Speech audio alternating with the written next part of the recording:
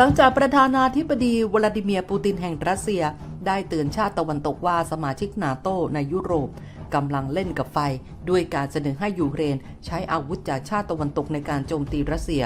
ซึ่งผู้นำรัสเซียระบุว่าสิ่งนี้จะเป็นการจุดชนวนความขัดแย้งโลกได้และยุโรปโดยเฉพาะอย่างยิ่งในประเทศเล็กๆที่มีประชากรหนาแน่นควรคิดให้ดีว่ากำลังเล่นอยู่กับอะไรและการพูดถึงการโจมตีลึกเข้าไปในดินแดนรัสเซียถือเป็นเรื่องร้ายแรงซึ่งแม้ยูเครนจะเป็นคนโจมตีแต่ความรับผิดชอบจะต้องตกอยู่กับชาติที่เป็นเจ้าของอาวุธนั้นปูตินเตือนด้วยว่าการที่ประเทศต่างๆเช่นฝรั่งเศสส่งครูฝึกทหารเข้าไปยังยูเครนและปฏิบัติการนอกเครื่องแบบในฐานะทหารรับจ้างถือเป็นการยกระดับสงครามอีกครั้งหนึ่งและนับเป็นอีกก้าวสู่ความขัดแย้งร้ายแรงในยุโรปและสู่ความขัดแย้งระดับโลกสอดคล้องกับผู้บัญชาการทหารสูงสุดของยูเครนประกาศเมื่อวันจันทร์ที่ผ่านมาว่า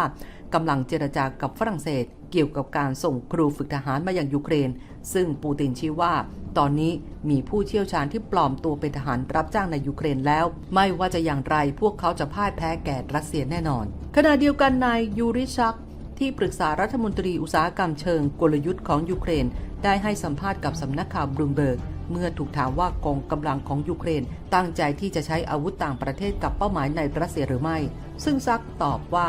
เรามีแบบอย่างอยู่แล้วโดยก่อนหน้านี้สหราชอาณาจักรอนุญาตให้ยูเครนใช้ขีปนาวุธพิสัยไกลของพวกเขาหรือก็คือ Storm Shadow และเราก็ใช้พวกมันได้สำเร็จทางนี้ซักไม่ได้ให้รายละเอียดใดๆเพิ่มเติมเกี่ยวกับการโจมตีเหล่านี้ขณะที่สำนักข่าว AFP ก็ได้รายงานโดยอ้างถึงแหล่งข่าวที่เป็นผู้เชี่ยวชาญจากตะวันตกหลายคนว่าประเทศที่จะส่งอาวุธให้ยูเครนไม่ควรเป็นกังวลเนื่องจากเส้นสีแดงอื่นๆอีกหลายเส้นของรัสเซียได้ถูกข้ามไปโดยไม่มีผลกระทบใดๆเช่นรัสเซียบอกว่าไครเมียเป็นสิ่งที่ขัดขืนไม่ได้แต่ยูเครนก็โจมตีไครเมียด้วยอาวุธของสหรัฐซึ่งก็ไม่มีอะไรเกิดขึ้นตามมาทั้งนี้อาวุธของตะวันตกได้ถูกนำมาใช้กับดินแดนของรัสเซียแล้วหลายครั้งโดยล่าสุดกับเมืองครัสโนดาทางตอนใต้ของรัสเซียด้านเว็บไซต์ข่าวอิสระของยูเครนอย่างลีกาก็รายงานว่าประเทศตะวันตกนับ10ประเทศอย่างสหราชอาณาจักรลัตเวียลิทัวเนียเนเธอร์แลนด์โปแลนด์ฟินแลนด์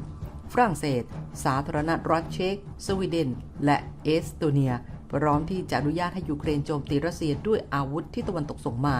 ทั้งนี้ในรายงานของเว็บไซต์ข่าวนั้นเป็นการรายงานถึงคำแถลงสั้นๆโดยเจ้าหน้าที่ต่างๆจากประเทศเหล่านั้นแต่ไม่ได้มีการอ้างอิงไปถึงใครโดยตรงเพื่อพิสูจน์ได้ถึงความพร้อมที่จะกล่าวถึงนี้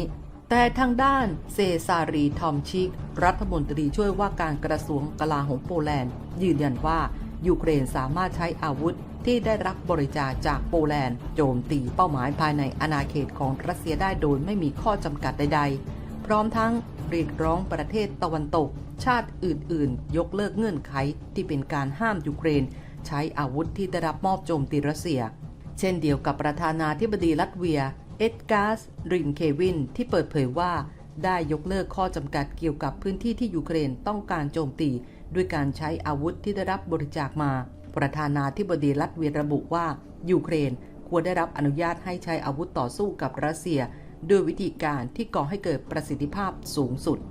ทั้งนี้แม้หลายประเทศจะออกมาระบุว่ายูเครนสมควรใช้อาวุธตะวันตกโจมตีเข้าไปในดินแดนรัสเซียแต่ทางสหรัฐโดยนายแมทธิวมิลเลอร์โฆษกกระทรวงการต่างประเทศสหรัฐกล่าวกับผู้สื่อข่าวว่าสหรัฐยังคงดำเนินนโยบายไม่สนับสนุนหรือให้เปิดการโจมตีนอกพรมแดนยูเครนนอกจากนี้นางจูลีแอนสมิธผู้แทนถาวรสหรัฐประจำนาโต้ก็ได้เผยกับผู้สื่อข่าวเช่นกันว่านี่คือสงครามของยูเครนที่ทางฝ่ายบริหารของสหรัฐจะยกให้เป็นหน้าที่ของยูเครนในการตัดสินใจขั้นสุดท้ายเกี่ยวกับวิธีการปฏิบัติการรบกับรัสเซียซึ่งขณะนี้ประเทศตะวันตกกำลังเกิดความกังวลเกี่ยวกับศักยภาพในการป้องกันตนเองของยูเครนเนื่องจากรัสเซียสามารถรุกประชิดคาร์คิฟเมืองใหญ่อันดับ2ของยูเครนได้อย่างรวดเร็วส่วนสาเหตุส่วนหนึ่งก็เป็นเพราะยูเครนไม่สามารถโจมตีข้ามพรมแดนได้อย่างเต็มที่เพื่อหยุดยั้งการส่งกำลังเสริมจากฝั่งรัสเซียนั่นเองมาร่วมสนับสนุนท็อปนิวส์นำเสนอความจริงได้แล้ววันนี้เพียงกดปุ่ม Super Thanks แล้วเลือกจำนวนเงินตามที่ต้องการได้เลยครับขอบคุณครับ